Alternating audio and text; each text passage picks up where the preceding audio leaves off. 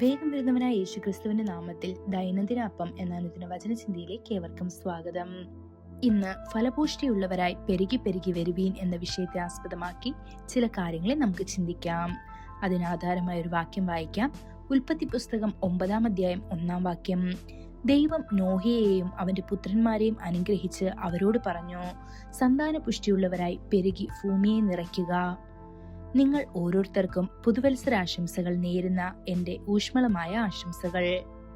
കർത്താവിന്റെ ദാസൻ എന്ന നിലയിൽ ഞാൻ നിങ്ങളെയും നിങ്ങളുടെ കുടുംബത്തിലെ ഓരോ വിലയേറിയ അംഗത്തെയും യേശുക്രിസ്തുവിൻ നാമത്തിൽ അനുഗ്രഹിക്കുന്നു.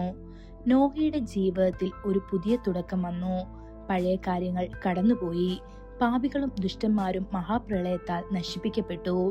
ദൈവികവും ഉന്നതവുമായ ഒരു അനുഭവമായി നോഹയും കുടുംബവും അരാരാത്ത് പർവ്വതത്തിലേക്ക് കാലെടുത്തു വെച്ചു. നിങ്ങളും കർത്താവിനോടൊപ്പം ഒരു പുതുവർഷത്തിലേക്ക് വന്നിരിക്കുന്നു.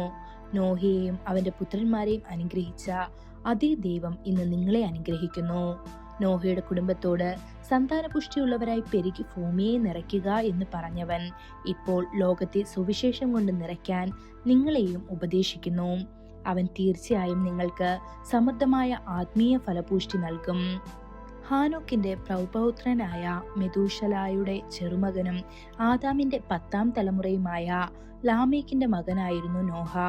ദൈവത്തോടൊപ്പം നടന്നുവെന്നതായിരുന്നു നോഹയുടെ ജീവിതത്തിന്റെ മഹത്വം. നോഹ അവനോടൊപ്പം നടന്നു, അവനുമായി സംസാരിച്ചു, അവനുമായി മുഖാമുഖം സംസാരിച്ചു. പ്രിയപ്പെട്ട ദൈവമക്കളെ, പുതുവർഷത്തിൽ കർത്താവ് തന്നെ നിങ്ങൾക്ക് അവനുമായി ഇത്രയും ആഴത്തിലുള്ള ബന്ധവും ഐക്യവും നൽകട്ടെ.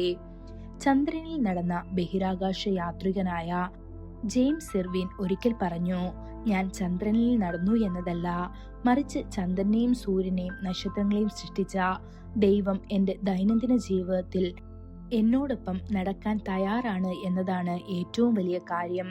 കർത്താവ് നിങ്ങളോടൊപ്പം നടക്കുമ്പോൾ നിങ്ങൾ ഭയപ്പെടുകയോ വിഷമിക്കുകയോ ചെയ്യേണ്ടതില്ല.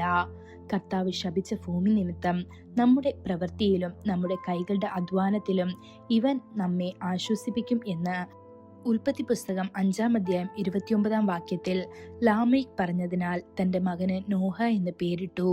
നോഹ എന്നാൽ ആശ്വാസകൻ എന്നാണ് അർത്ഥമാക്കുന്നത്.